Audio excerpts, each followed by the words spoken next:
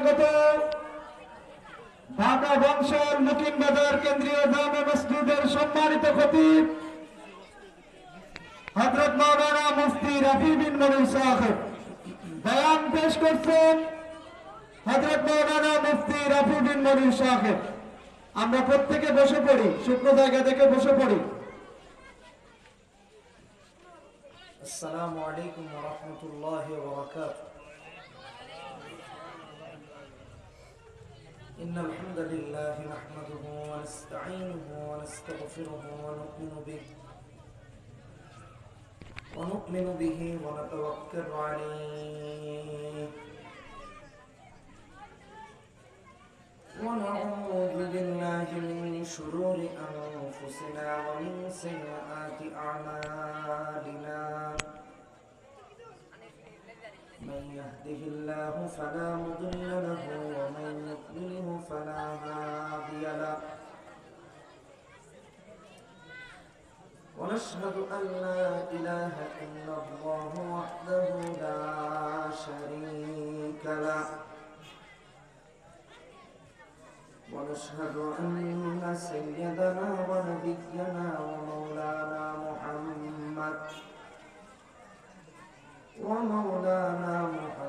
محمدا عبده ورسوله.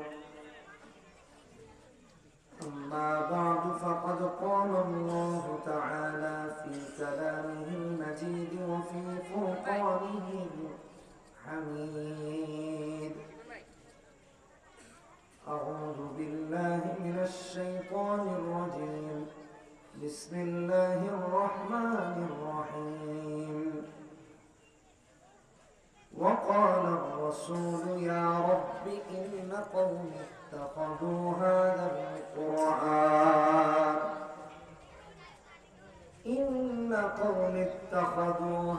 القرآن مهجورا. وقال تعالى في شان حبيبه إن الله وملائكته يصلون على النبي يا أيها الذين آمنوا صلوا عليه وسلموا تسليما. সবাই নামাজে দুরূদ পড়ি। আল্লাহুম্মা সাল্লি আলা মুহাম্মাদ ওয়া আলা আলি মুহাম্মাদ কামা সাল্লাইতা আলা ইব্রাহিম ওয়া আলা আলি ইব্রাহিম ইন্নাকা হামিদুম মাজিদ. আল্লাহুম্মা বারিক আলা মুহাম্মাদ ওয়া আলা আলি মুহাম্মাদ কামা বারাকতা আলা ইব্রাহিম ওয়া আলা আলি ইব্রাহিম إنك حميد مجيد. صدق الله العظيم. الفلاح মডেল মাদ্রাসা কর্তৃক আয়োজিত আজকের ওয়াজ মাহফিলের সম্মানিত সভাপতি জনাব Mohammad Abdul Halim Manik, chairman Barcelona overseas private limited, উপস্থিত অন্যান্য উলামায়ে কেরাম, দীর্ঘ সময় কথা বলেছেন হযরতুল আল্লাহ মুফতি কামরুল হাসান বিন কাসেম, মাওলানা সানাউল্লাহ হাফিজাহুল্লাহ সহ অন্যান্য উলামায়ে কেরাম, পিতৃতুল্য বাবারা, যুবক বন্ধুরা, পর্দার আড়ালে অবস্থানরত মায়েরা বোনেরা, শুভেচ্ছা জানি, কৃতজ্ঞতা জ্ঞাপন করছি মহান মালিকের দরবারে, যিনি ভালোবেসে আমাদেরকে এখানে আসার এবং এই দীর্ঘ রাত পর্যন্ত বৃষ্টি উপেক্ষা করে উপস্থিত থাকার তৌফিক দিয়েছেন। এজন্য বলি আলহামদুলিল্লাহ। আসলে বৃষ্টি সব দিকে হচ্ছে, এদিকেই কম হচ্ছে। আমরা যে এসেছি ওইদিকে অনেক বৃষ্টি, কথা বুঝতে পেরেছেন? এদিকেই কম। আল্লাহ আপনাদের উপর রহমত করছেন, এদিকে কম বৃষ্টি, আমরা তো এদিকে অনেক বৃষ্টি। এবং শুধু এখন থেকে না, বৃষ্টি যখন আসরের নামাজ তখন থেকে বৃষ্টি চলতেছে ওইদিকে, কথা চিন্তা করেছেন? সে তুলনায় এখানে তো বৃষ্টিই নেই বলতে গেলে। কোরআনুল কারীমের একটা আয়াত তিলাওয়াত করেছি, আল্লাহ যদি তৌফিক দান করেন কিছু কথা বলবো। আমরা যারা বসতে পারি একটু বসে যাই, আর যারা দাঁড়িয়ে থাকবো তারাও একটু ভেতরের দিকে এসে দাঁড়ায়, একেবারে রাস্তায় না দাঁড়ায়। হ্যাঁ, চলাচলে অসুবিধা হবে। আবার এখানে আপনাদেরকে দেখতেও পারতেছি না, এটাও তো খারাপ লাগতেছে। সামনে চলে আসে, সবাই সামনে চলে আসে, যারা দাঁড়িয়েছেন তারাও সামনে চলে আসে। কোরআনুল কারীমের একটা আয়াত তিলাওয়াত করেছি, সূরা ফুরকানের 30 নম্বর আয়াত। الرسول يا رب إن قوم اتخذوا هذا القرآن مهجورا এই যে আল ফালাহ মডেল মাদ্রাসা আমি সভাপতি সাহেবের বক্তব্য শুনতেছিলাম অনেকটুকু মোটামুটি ওই কোণা থেকে শুনতে শুনতে এদিকে আসছে মাদ্রাসা নিয়ে উনি অনেক কথা বলতেছিলেন এজন্য এটা যে মাদ্রাসার মাহফিল এটা আমার মাথায় না যারা বসার জায়গা ভিজা থাকলে সবাই সামনে চলে আসে পিছনে যারা তারা সামনে এসে দাঁড়ায় সামনে আসে তাইলে আমরা আপনাদেরকে দেখতে পারবো এই যে ডান দিকে জায়গা আছে এখানে ভিজা জায়গায় না বসতে পারলে দাঁড়ান এদিকে এসে দাঁড়ান তাহলে আমরা কথা শুনতে পারবো আপনারাও কাছে থেকে দেখবেন আমিও আপনাদেরকে দেখতে পারবো আর পিছনে যারা ভলেন্টিয়ার ভাই এদের কথাবার্তা যেন না বলে একটু এদিকে সব বাচ্চাদেরকে সরিয়ে দেন সামনে নিয়ে আসেন ভাইরা আমার আমরা সবাই জানি কিয়ামত হবে নাকি কিয়ামত হবে না হবে কেউ যদি মনে করে যে কিয়ামত হবে না তার ঈমান নাই কিছু কথা আপনাকে আমাকে সুস্পষ্ট করা লাগবে কেউ যদি মনে করে যে কিয়ামত হবে না তাহলে তার ঈমান নাই সে মুমিন না বিচারের দিনে আল্লাহ তাআলা যখন বিচার করবেন নবীজি স্পেশালি একটা অভিযোগ দায়ের করবেন এটা নবী উম্মতের বিরুদ্ধে দাঁড় করাবেন অভিযোগ করবেন আল্লাহর কাছে কি কারণে জানেন দুনিয়াতে আমরা কোরআন পরিত্যাগ করার কারণে এই যে মাদ্রাসা আল ফালাহ মডেল মাদ্রাসা কেন করা হয়েছে কিয়ামতের দিন সেই বিচারের কাজ করার জন্য আপনি আর আমি বেঁচে যেতে পারি আমরা যেন বিপদে না পড়ি এই জন্য এই প্রতিষ্ঠানগুলো করা হয়েছে আর কোনো কাজ নেই যে বিচারের দিনে ভাই ভাইকে চিনবে না বন্ধু বন্ধুকে চিনবে না প্রতিবেশী প্রতিবেশীকে চিনবে না দেখলে শুধু পালাবে আর পালাবে বাবা মা ছেলে মেয়েকে কত মহব্বত করে তাই না বাবা মাও দেখলে আর দিকে যাবে ভাববে ছেলে মেয়ে যদি একটা নেকি চেয়ে বসে আসবে সেই কিয়ামতের দিন আপনি আর আমি সবচেয়ে বেশি আশাবাদী থাকবো যে রাসূল আমাদের পক্ষে সুপারিশ করবে নবী যদি পক্ষে সুপারিশ করে তাহলে আমরা বেঁচে যাব কিন্তু ভাইরা আমার সেদিন নবীও কোরআন পরিত্যাগ করবে যারা তাদের বিরুদ্ধে আল্লাহর কাছে নালিশ করবেন অভিযোগ করবেন আসামির কাঠ করে আমাদেরকে দাঁড় করাবে কোরআন না পড়তে পারার কারণে আমি সূরা ফুরকানের 30 নম্বর আয়াত আপনাদেরকে তেলাওয়াত করে শোনাইছি ইন্না কওমি ইত্তাখাযু হাদাল কুরআন মাহজুরা নবী বলবেন আল্লাহ আমার এই কওম দুনিয়াতে কোরআন পড়ে নাই কোরআন বুঝে নাই কোরআন মেনে চলে নাই এদেরকে ধরো জাহান্নামে দাও আর আমার মাফ করে দিন কেউ কষ্ট পাইলে আমি মাঝখানে দীর্ঘদিন এটা নিয়ে গবেষণা করছি যে আলেম ওলামারা 20,000 টাকা বেতন পায় 15,000 পায় 12,000 পায় 10,000 পায় আব্বু আব্বু বসো আর নাইলে ওইদিকে যাও দুষ্টামি করো কিভাবে চলে সংসার অথচ আপনার আমার 4 হাত পা তারও 4 হাত পা মাটি কাটলেও এর চেয়ে বেশি টাকা কামানো যায় আপনারা খোঁজ নিয়ে দেখেন আচ্ছা এটা রাখেন কিছুদিন অটো যারা চালায় ঢাকা শহরে তাদেরকে জিজ্ঞেস করলাম ভাই কত কামান কথা বুঝেন আমার ভালো করে 2,000 1800 1500 ডেইলি তার মানে হিসাব 45,000 থেকে গিয়ে 60,000-এ পড়ে আমি সব হিসাব বাদ দিলাম উম্মতের নবীর ওয়ারিসরা একমাত্র মাদ্রাসায় কোরআনের খেদমতে এই জন্য পড়ে রয়েছেন জাতির শ্রেষ্ঠ সন্তান তারা যারা কোরআন শিখে এবং শেখায় এই জন্য দ্বিতীয়ত এই উম্মতকে জাহান্নাম থেকে বাঁচানোর জন্য কারণ সেদিন হাসরের মাঠে যারা বলবে আল্লাহ কোরআন পারি না নবী তাদেরকে আদালতে দাঁড় করাবে আর নবী যার বিরুদ্ধে আদালতে দাঁড় হয়ে যাবে তার তো জাহান্নাম ছাড়া আর কোনো উপায় থাকবে না আপনি আর আমি এই উম্মত এই এলাকাবাসী এই প্রতিবেশী আপনার আমার সন্তান আমরা আমাদের ভাইয়েরা আমরা যেন সেদিন বেঁচে যাই এই জন্য ওলামায়ে কেরাম মাদ্রাসাগুলোতে পড়াচ্ছেন টাকা আপনারা কম দেন তাও পড়াইতেছেন যেন সেদিন বেঁচে যায় কঠিন অবস্থা কিয়ামতের দিন কোরআনে কারীমে আমার আল্লাহ এই জন্য বলেন, কোরআন আমি কেন দিলাম?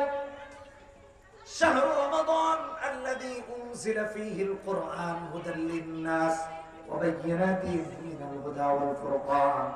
কোরআন দিয়েছেন ইহুদি নাসারাদের জন্য নয় শুধু, অথবা শুধু মুমিনের জন্য নয়, মুমিন, মুসলিম, গায়র মুসলিম, ইহুদি, নাসারা তথা তাম পৃথিবীর যেখানেই মুসলমান আছে সমস্ত মুসলমানের জন্য দিলেন কোরআন, সমস্ত ইহুদি নাসারা সবার জন্য দিলেন কোরআন। নয়তো আল্লাহ লিল মুসলিমিন লিল মুমিনিন লিল কাফিরিন বলতেন, কিন্তু এমনটা বলেন নাই, বলেছেন লিন্নাস, মানুষ যেখানে আছে তার হেদায়েতের জন্য আমার আল্লাহ দিয়ে দিলেন কোরআন। এখানে কি একজন বলার পরে দাঁড়ানোর মতো কেউ নাই? এটাকে উঠায় দেন না আপনারা, এটা তাহলে তো বাচ্চাদেরকে একটু কন্ট্রোল করা যায়। হুদাল লিন-নাস, গোটা বিশ্ববাসীর মুক্তির জন্য আল্লাহ দিয়েছেন কোরআন কারীম। অথচ আজকে আমরা এই কোরআন পড়তে পারি না। ভাইরা আপনারা কোন দিয়ে দেখেন, এখানে আমরা যারা আছি অধিকাংশ কোরআন পড়তে পারি না। এলাকার বাড়িগুলো তালাশ করে দেখেন, এই মহল্লায় এমন বহু বাড়ি আছে যেই বাড়িতে শেষ 20 বছরে কোনোদিন কোরআন পড়া হয় না। 20 বছরে কোনোদিন কোরআন পড়া হয় না। দায়িত্ব নিয়ে বলতেছি, কোরআনকে আমরা এভাবে উপেক্ষা করেছি, ঘর বাড়ি থেকে বের করে দিয়েছি, অন্তর থেকেও বের করে দিচ্ছি।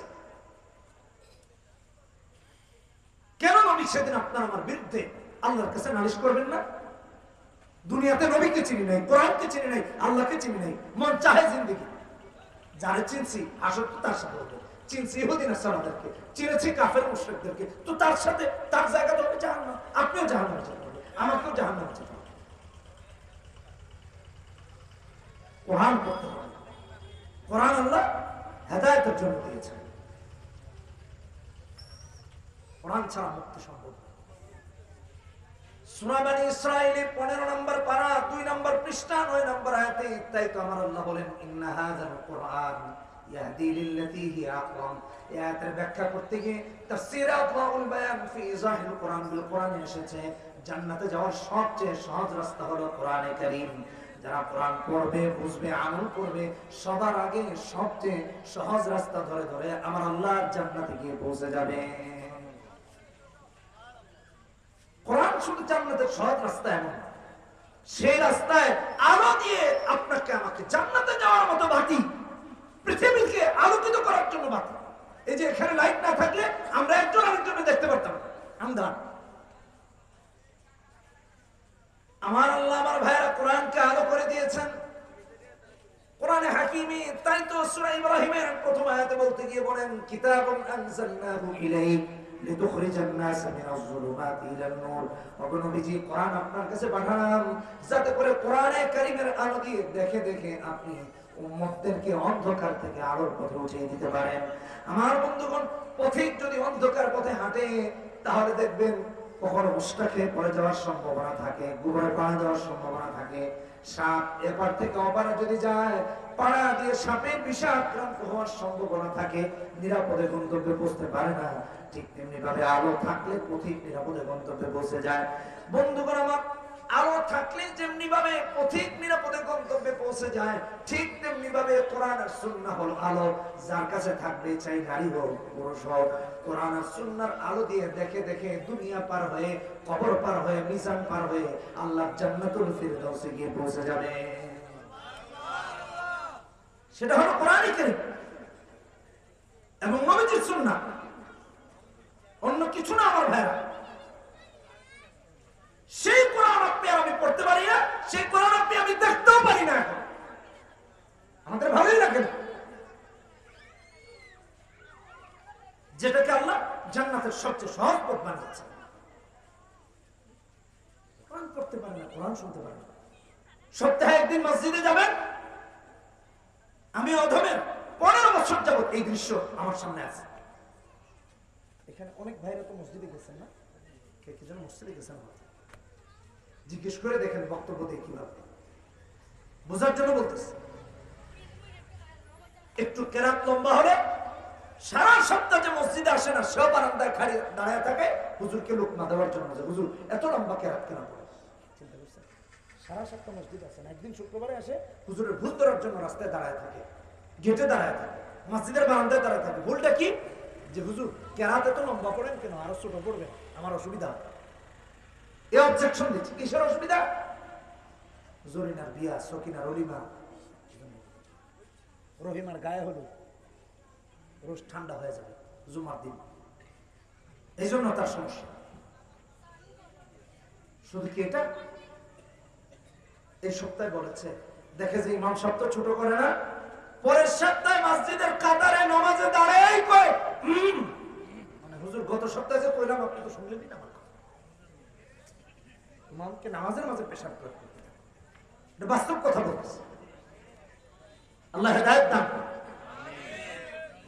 আর এক গ্রুপ তো আছে, এই মাদ্রাসা কেন দিয়েছেন ভালো করে বুঝেন, দায়িত্ব কি।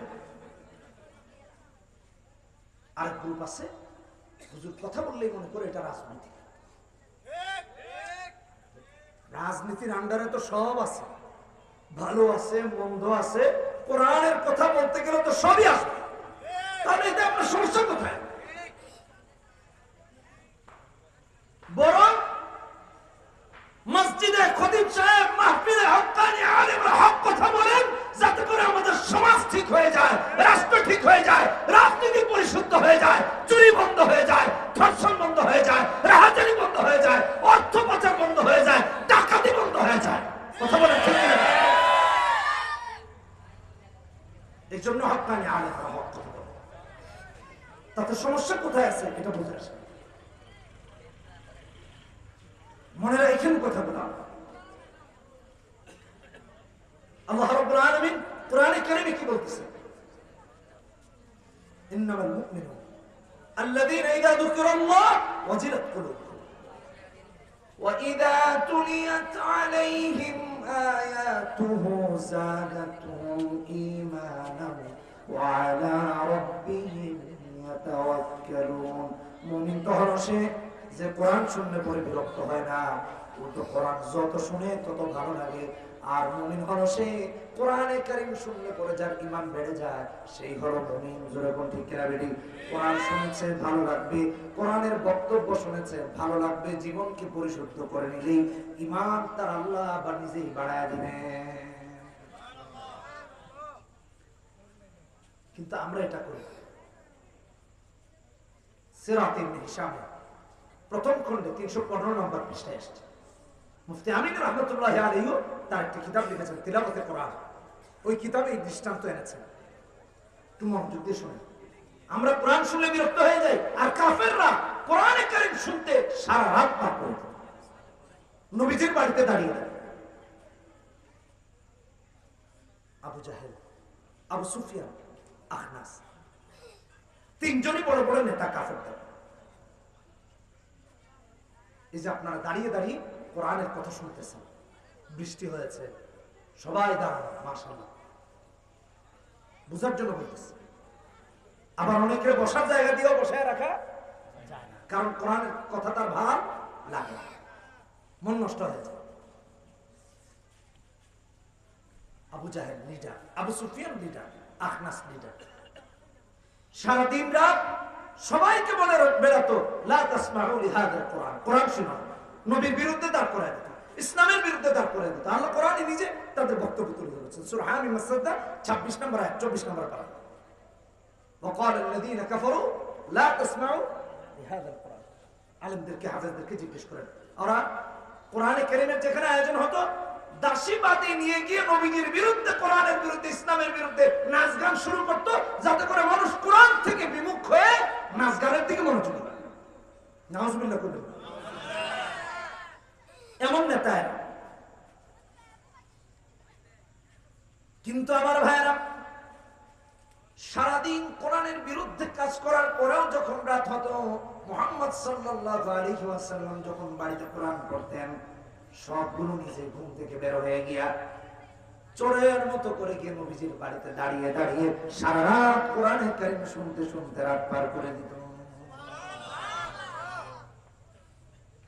একদিন আবু জাহেল গেছে, আবু সুফিয়ান গেছে নবীজির বাড়িতে, আখনাস ইবনে শারিক সেও গেছে।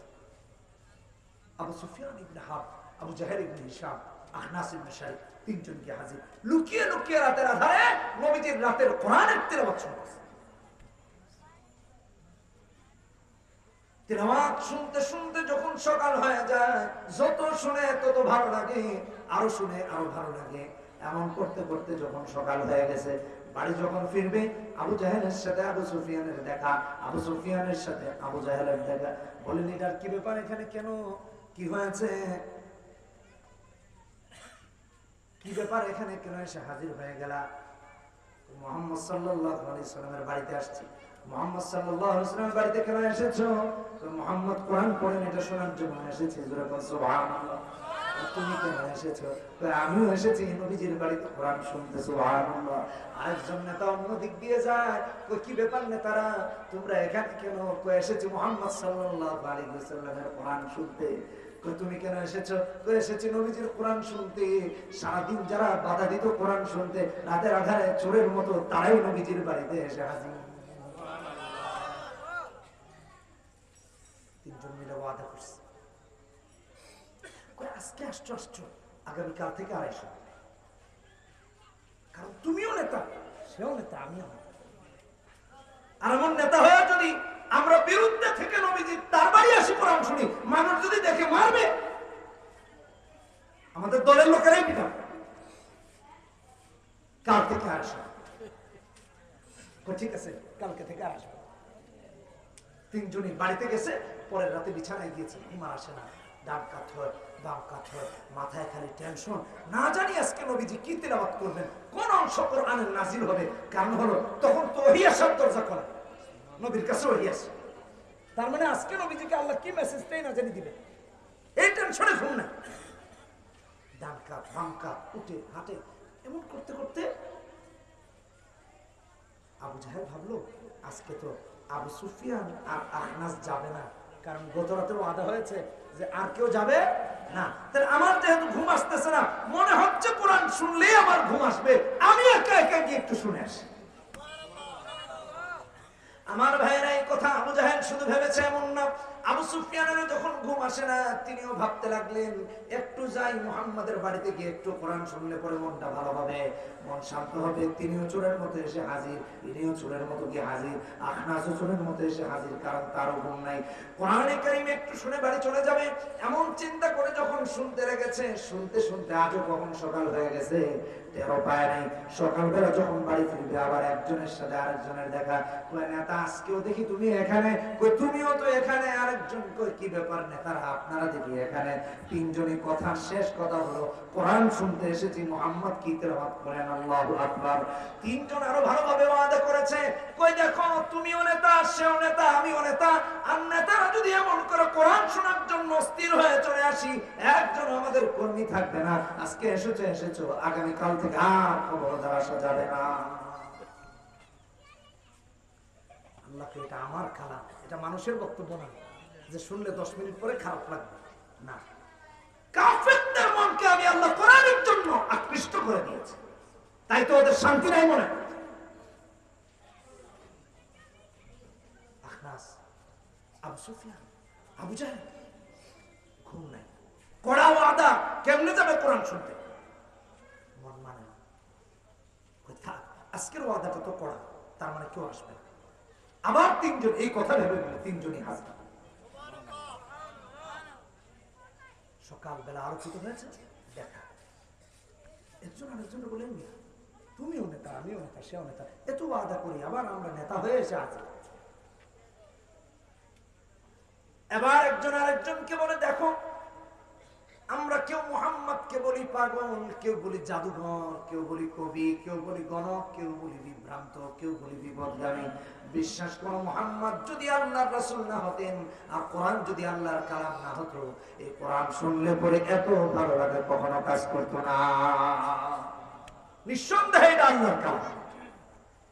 আমার আল্লাহ বলেন, ওয়ান-নাজমি ইযা হাওয়া মা দাল্লা সাহিবুকুম ওয়া মা গাওয়া ওয়া মা ইয়ানতিকু আনিল হাওয়া ইন হুয়া ইল্লা ওয়াহয়ুন ইউহা আল্লামাহু শাদীদুল কুওয়া যু سدرة فاستوى وهو بالأفق الأعلى ثم دنا فتدلى فكان قاب قوسين أو أدنى فأوحى إلى عبده ما أوحى الله أكبر এটা কোরআনে কারীম এটা মানুষের বক্তব্য নয় তাই তো আমার ভাইরা কোরআন যা পড়ে সে জাতির শ্রেষ্ঠ সন্তানে রূপান্তরিত হয় মাথায় রাখুন আজকাল আলেমদেরকে অবজ্ঞার চোখে দেখা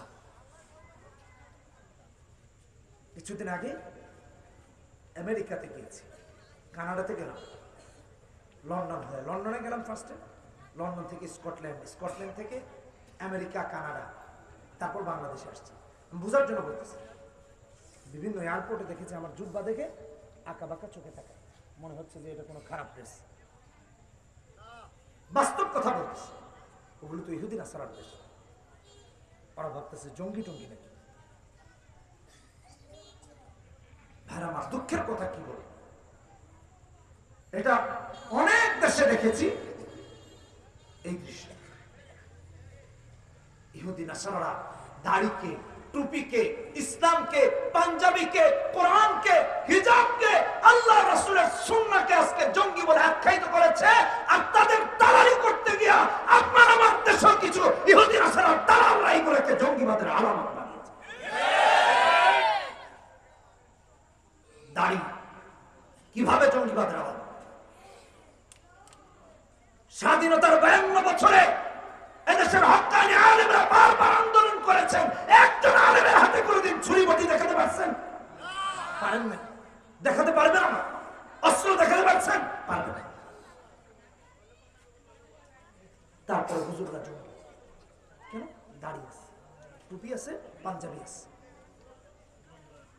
আর আপনারা বিগত দিনগুলো দেখেন যারাই আন্দোলন করেছে হাতে পিস্তল বন্দুক শটগান তারপরে এরা জঙ্গি বলে না কেন বলে না ওর দাড়ি নেই কেন বলে না ওর টুপি নেই কেন বলে না ওর পরনে ইসলামিক লেবাস নেই এটা জঙ্গিবাদের আলামত আহম্মদ কোথাকার ইমান আর কেমনে বিক্রি করবে ইমান তো বিক্রি করেই দিচ্ছ মুসলমান দাবি করা লজ্জা হয় না এই যে কয়েকদিন আগে দেখেছেন না চট্টগ্রামে আদালত প্রাঙ্গণ ইসকন ছুরি বটি দানি আসছে কেন তাদেরকে জঙ্গি বলতে অসুবিধা কোথায় এগুলো তো জঙ্গিবাদের আলামত নয় আমাদের এক মুসলিম ভাইকে জবাই করে হত্যা করেছে বিগত স্বাধীনতার 52 বছরে যারা আলেমদেরকে জঙ্গি বলেছে এদেশের আলেমরা যদি জঙ্গি হতো এদেশের মুসলমানেরা যদি জঙ্গি হতো আমার মুসলিম ভাইকে রাষ্ট্র আইনজীবী হওয়ার পরে আদালত প্রাঙ্গণে জবাই করার পরে এদেশের একজন মুসলিম বেঁচে থাকতে পারতো না যদি আমরা জঙ্গি হইতাম আজকে 2024 সালে প্রমাণ করে দিলাম আমরা আগেও জঙ্গি ছিলাম না এখনো না কিয়ামত পর্যন্ত আলেম ওলামা ইসলামকে জঙ্গিবাদ অপবাদ দেওয়া এটা সম্পূর্ণরূপে মিথ্যাচার 90% মুসলমানের দেশ সবাই যদি একদিকে পেশাব করা শুরু করে তাও তো বন্যা হয়ে যাবে ভালো করে বুঝেন আমার কথা কিন্তু আমরা ধৈর্য ধারণ করেছি কারণ আমরা সন্ত্রাসী নই সন্ত্রাসে বিশ্বাসী নই আমরা আমার ভাইকে এভাবে জবাই করার পর একজন মুসলিম থাকতে পারত না উল্টো এদেশে যখনই কোনো ধর্মীয় সংঘাত দেখা দিয়েছে অথবা কোনো সংকট দেখা দিয়েছে আপনারা ইতিহাস তালাশ করে দেখুন পত্র পত্রিকার রিপোর্ট তালাশ করে দেখুন প্রিন্ট মিডিয়া ইলেকট্রনিক মিডিয়া যত মিডিয়া আছে সোশ্যাল মিডিয়া আপনারা খোঁজ নিয়ে দেখেন বরং অমুসলিম ভাইদের উপাসনালয় মন্দির গির্জা আমাদের মুসলমান ভাইয়েরা পাহারা দিয়েছে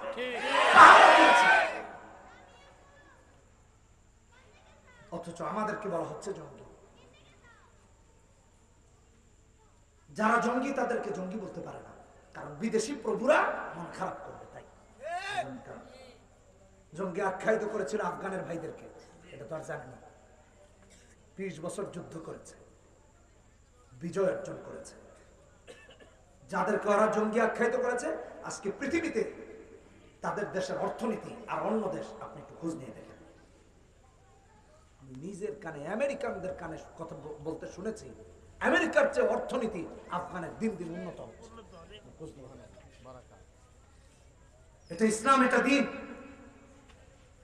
ভাই আমার, আপনারা তো দেখেছেন, দেখছেন, এখনো দেখছেন, আমরা সাম্প্রদায়িক সম্প্রীতিতে বিশ্বাসী। কোরআন আমাদেরকে বলেছে অন্য ধর্মকে অপমান করা বৈধ, আমরা কোথাও করি না। আমাদের অন্য ধর্মাবলম্বী ভাইদেরকে আমরা ছোট করি না, খাটো করি না, গালি দিই না। ইসলাম এটা শিক্ষা দেয় নাই। তার অর্থ এই নয় যে তোমরা আমাদেরকে জবাই করবা, মারবা, যা মন চায় তা করবা, এটা হতেই পারে না। রাষ্ট্রীয়ভাবে আইন করে যারা আমাদের ভাইকে হত্যা করেছে এবং যারা উগ্রতাকে লালন করে, পালন করে, অস্ত্র শস্ত্র নিয়ে ট্রেনিং করে ইসলাম এবং মুসলমানদেরকে ধ্বংসের ষড়যন্ত্র করে, তাদের তথা ইসকনকে জঙ্গি হিসাবে আখ্যায়িত করা হোক। কথা বলেন ঠিক করে বেশি।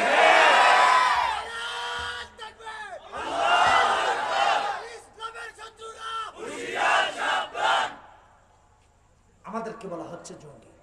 আচ্ছা মাথায় রাখেন, একটু এদিক তাকান, ভালো করে শুনে কি কারণে জঙ্গি। আচ্ছা আসেন একটু কথা বলি, একটু শোনেন। কাকে জঙ্গি বলতেছেন আপনি মুসলিম হয়ে? ইহুদি নাসারারা বলে, ওরা বলে। আপনি কোন হিসাবে বলতেছেন? বিগত দিনে দেখেছি কাউকে ধরলে ইসলামিক বই পাওয়া গেছে। আর ভাই ইসলামিক বই পাওয়া গেলে তো সে মুসলিম, ধর্মীয় বই পাওয়া গেলে তো সে ধার্মিক। জঙ্গি হয় কেমনে? আপনি তারা ধার্মিক বলবেন, তারা ইসলামিক বলবেন, জঙ্গি কেমনে বলেন? ক্ষমতার টিকে থাকার সঙ্গী জঙ্গি। হ্যাঁ, এমনকি ফাজাইলে আমার কতজনকে দেখছি ফাজাইলে আমার পায়াও জঙ্গি বানাইছে। কি আজব! মাথা কতটা নষ্ট হলে পরে এগুলো হতে পারে, চিন্তা করছেন? আমার ভাইয়েরা, আমার বন্ধুগণ, ভালো করে শুনুন, মনে রাখুন, যাকে আজকে জঙ্গি বানানো হচ্ছে সে জঙ্গি তো নয়, সে আল্লাহর প্রিয় বান্দা।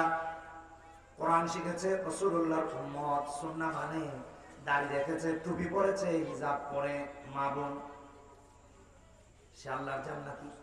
আল্লাহ তার সার্টিফিকেট কোরআনে কারিমে দিয়ে দিয়েছেন। কোরআনে কারিম খুলে দেখেন, সূরা মুজাদালা 11 নম্বর আয়াত। আমার আল্লাহ বলতে গিয়ে বলেছেন, ইয়ারফাইল্লাহুল্লাযীনা আমানু মিনকুম ওয়াল্লাযীনা উতুল ইলমা দারাজাত। আলেমের মর্যাদা রব নিজে আকাশচুম্বী করে দিয়ে তা কোরআনে স্বীকৃত করে দিলেন।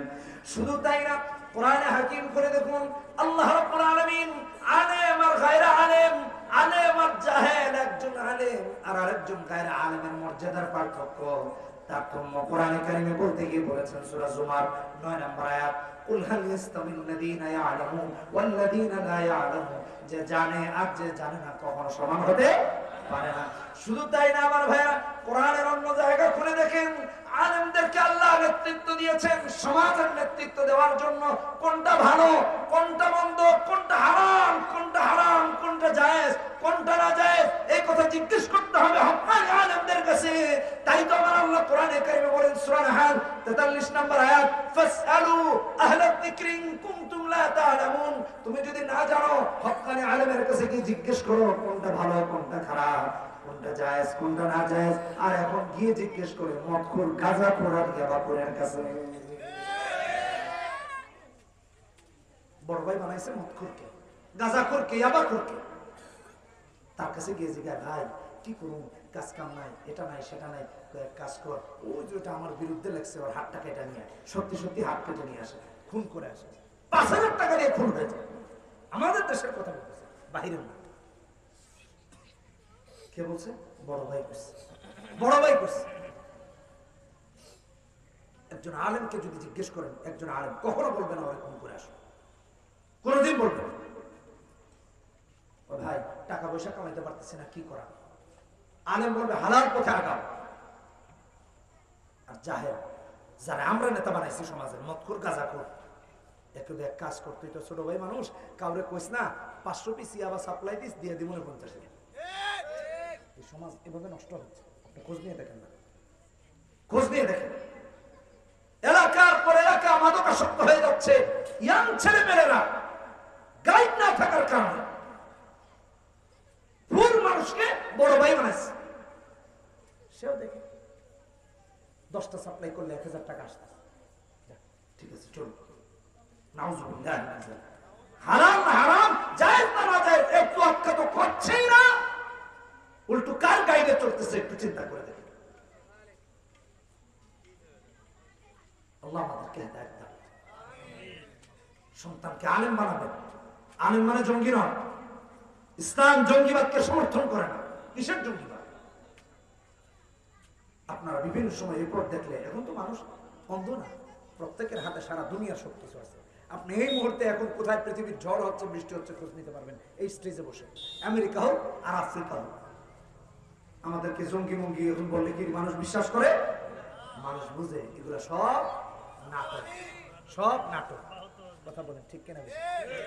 পোলাপানটা কি জানি করে, নাটক কম করো পিও না কি জানি, কথা কথা ঠিক কেনা বেটা? পোলাপানও বুঝে কয় কম করো পিও, বোধ করছে। মানে কতটা ভারসাম্যহীন হলে আজে বাজে জিনিস মানুষের কাঁধের উপর চাপায় পড়ে। ঠিক তারই একটা অপবাদ হলো জঙ্গি অপবাদ।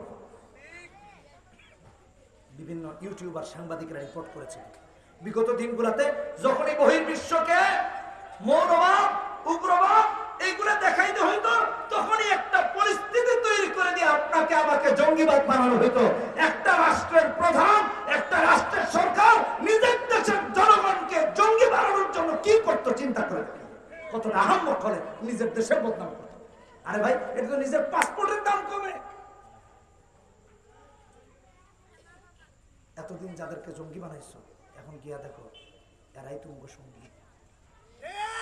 ঠিক কিনা?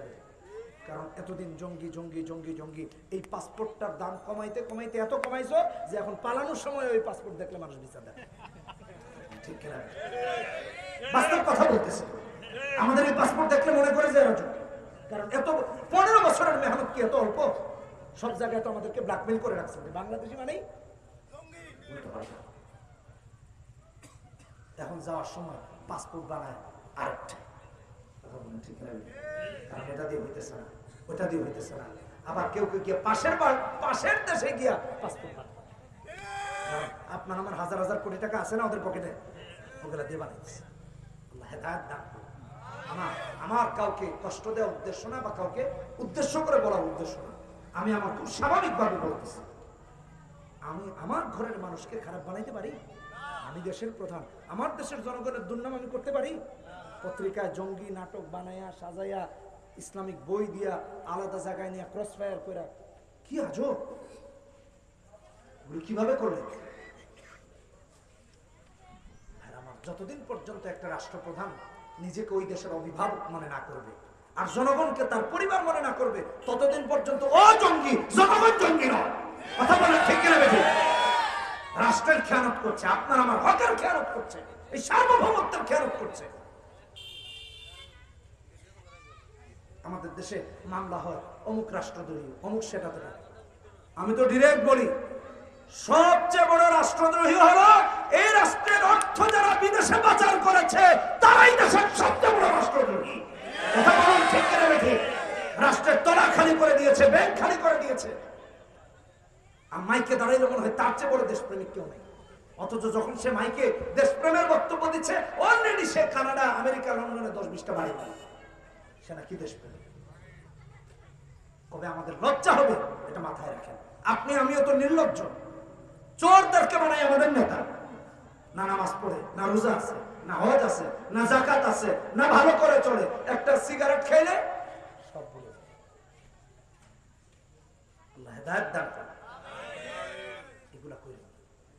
এই জন্য আলেমের সার্টিফিকেট, আলেম জঙ্গি না, আলেমের আল্লাহ ভীতির সার্টিফিকেট। কেন? এই মডেল মাদ্রাসায়, আল ফালাহ মডেল মাদ্রাসায় সন্তানকে পড়াবেন, এটা শুনে রাখেন। সন্তানটা যেন চোর না হয়, বাটপার না হয়, মদখুর না হয়, গাঁজাখুর না হয়, বাবা মায়ের অবাধ্য না হয়, এমন সন্তান না হয় যে সন্তান মা বাবাকে বৃদ্ধাশ্রমে দিয়ে। এই জন্য আল্লাহ রাব্বুল আলামিন হক্কানি আলেমের সার্টিফিকেট কোরআনে কারিমে দিতে গিয়ে বলেন, আমার ভাইরা কোরআন একটু বাড়িতে গিয়ে খুলে দেখে নেবেন। সূরা ফাতির 28 নম্বর আয়াত, ইন্নামা ইয়াখশাল্লাহা মিন ইবাদিহিল উলামা। আল্লাহ নিজে বলতেছেন, আমার বান্দাদের মধ্য থেকে সবচেয়ে বেশি আমি আল্লাহকে ভয় পাই হক্কানি আলেম। এই জন্য আমার ভাইরা আলেমরা হক কথা বলেন, জোরে কোন ঠিক কিনা বেঠিক? আর হক কথা বলার কারণে কখনো তাদেরকে জেলে যেতে হয়, কখনো ফাঁসির মঞ্চে ঝুলতে হয়, কিন্তু হক্কানি আলেমরা ফাঁসির মঞ্চে ঝুলেও কখনো বাতিলের সাথে আপোষ করেন না। এটা যুগে যুগে প্রমাণিত। কথা কোন ঠিক কিনা বেঠিক? হক কথা বলতে গিয়ে ইমাম আহমদ ইবনে হাম্বল 18 বছর জেল কেটেছেন। খুব সুন্দর করে লিখেছেন ডক্টর শহীদ আব্দুল্লাহ আজম রহমতুল্লাহ আলাইহি সূরা তাওবার তাফসীরে।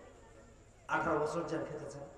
খলিফা মামুন, খলিফা মুতাসিম বিল্লাহ, খলিফা ওয়াসে 18টি বছর ইমাম সাহেবকে জেলে রেখেছে। জেলখানা থেকে যখন বের হলেন, খলিফা ওয়াসে অফার দিল, আপনাকে এটা সেটা দিতে চাই। আহমদ ইবনে হাম্বল বললেন, রাষ্ট্রের কোনো কিছু আমার লাগবে না, কারণ হলো আমার জন্য আমার আল্লাহই যথেষ্ট। খলিফা ওয়াসেকে কিছুই নেন নাই আহমদ ইবনে হাম্বল। আহমদ ইবনে হাম্বলের সন্তানদেরকে ওরা কনভিন্স করে রাষ্ট্রীয় সম্পদ দিয়েছে।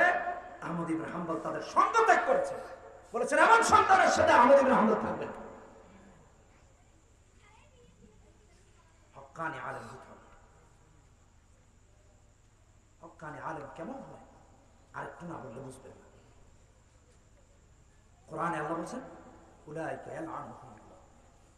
আমাদের সমাজে এখন সভাপতি, সহসভাপতি, সেক্রেটারি, কোষাধ্যক্ষ, প্রচার সম্পাদক,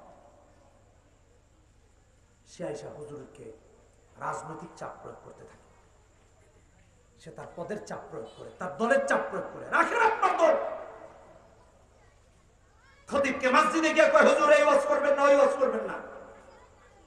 আমি আজকের মাহফিলেও বলতেছি, মসজিদে ঢোকার আগে পাপুষে যেরকম পা মুছে ঢুকতে হয়, ঠিক তেমনি ভাবে আপনার রাজনীতিও মুছে ঢুকবেন।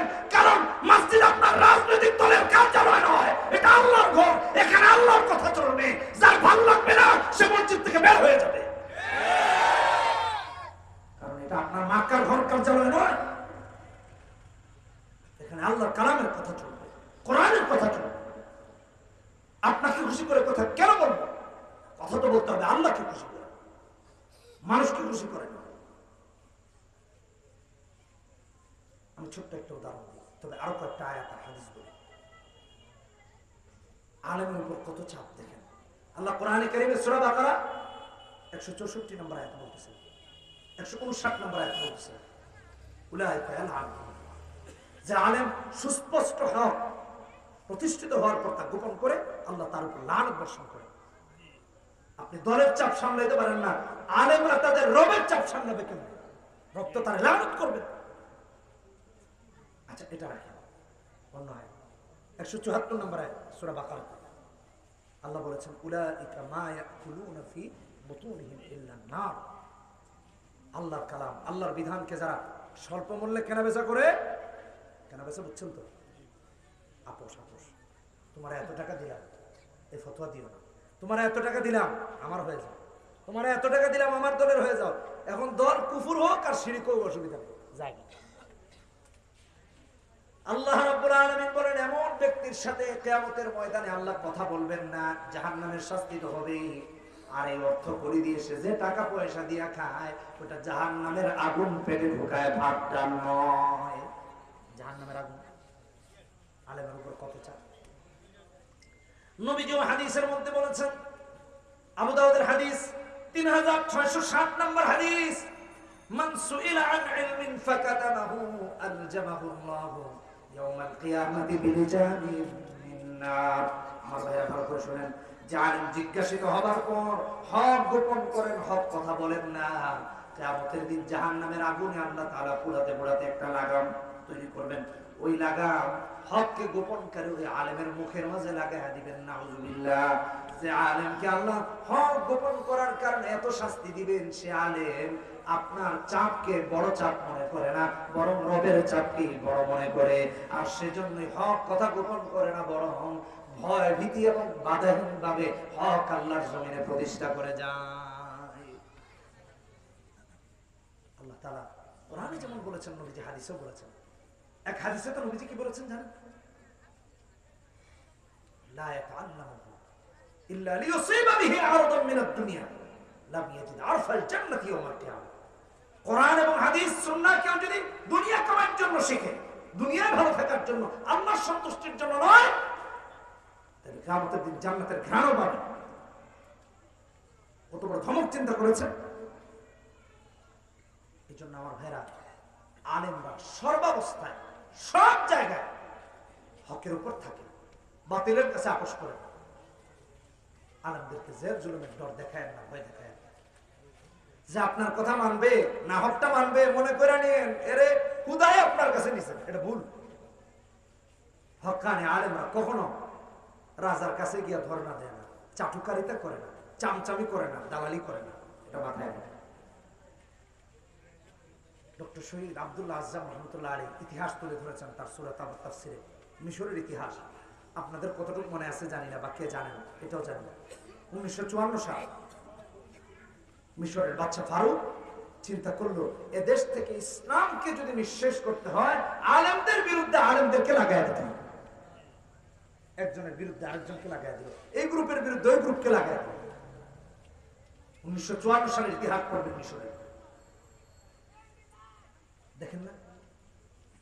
আল আজহার বিশ্ববিদ্যালয়ে পড়লে আজহারি বলা হয়।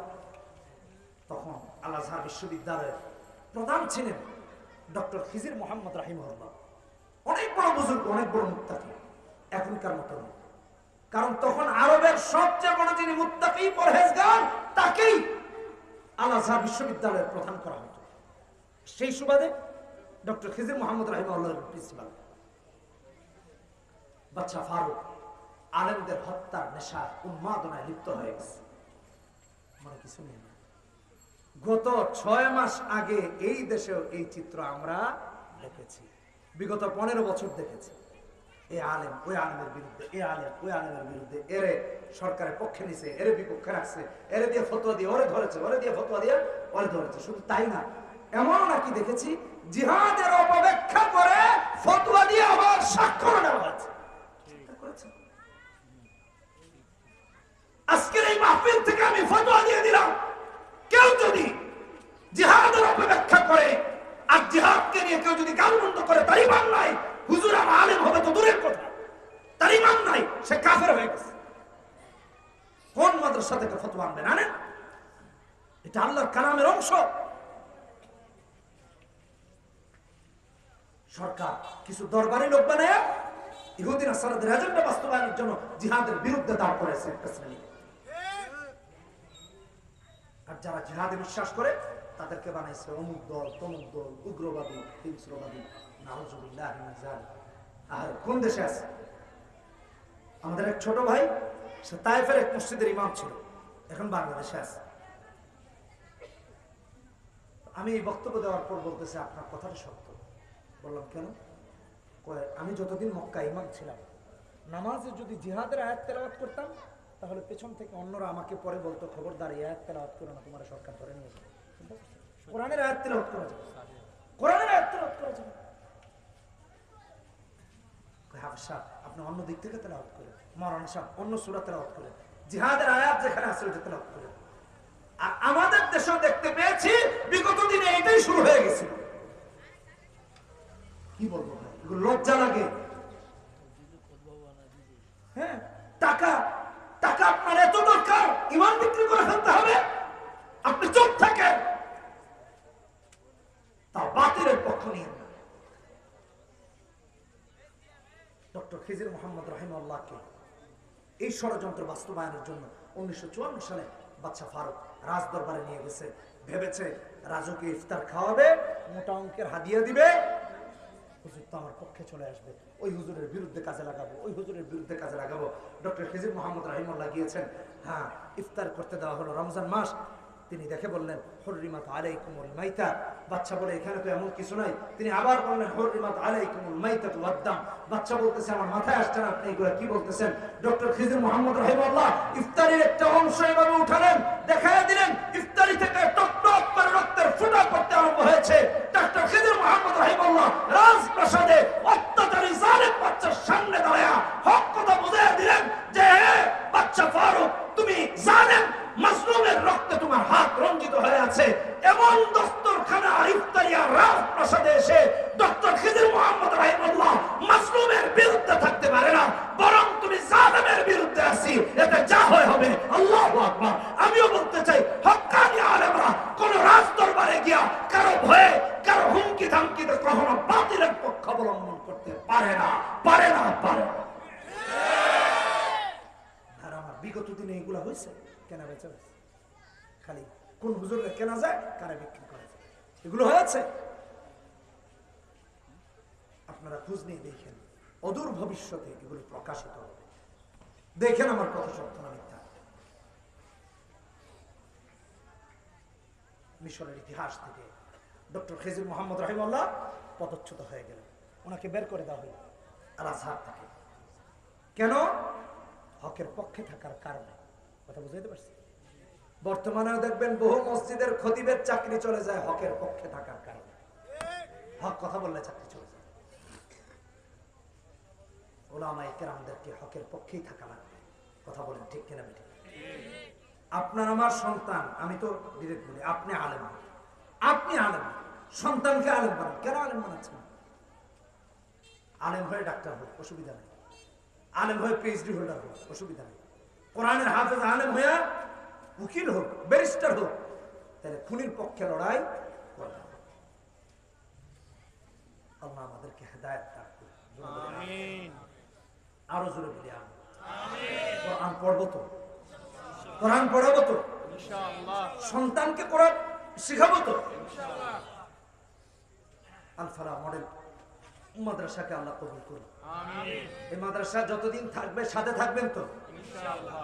অর্থ দিয়ে হোক, পরামর্শ দিয়ে হোক, সাহায্য সহযোগিতা সব দিয়ে ইনশাআল্লাহ আমরা এই মাদ্রাসার সহযোগিতা করবো। রাজি আছেন? কে কে রাজি আছে? হাত তুলে একটু আল্লাহরে দেখায় দিন। শেষ সময় সবাই একটু আল্লাহরে দেখায় দিন। বলি, হে আল্লাহ, ওয়াদা করতেছি যতদিন বেঁচে থাকবো কোরআন সুন্নাহ মেনে চলবো, আমল করব। আপনি আমাদেরকে তৌফিক দেন, আপনি আমাদেরকে তৌফিক দান করেন। বলি আমিন। আরো জোরে বলি আমিন।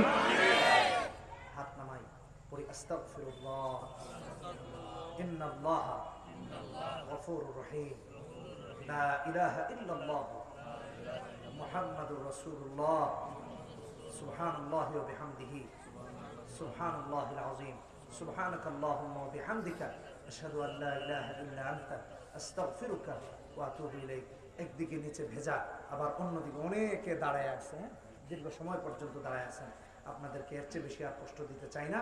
সর্বোপরি আপনাদের কাছে দোয়া চাই, মাদ্রাসার জন্য দোয়া চাই, মুহতামিম সাহেবের জন্য দোয়া চাই, যারা কর্তৃপক্ষ আছেন তাদের জন্য দোয়া চাই।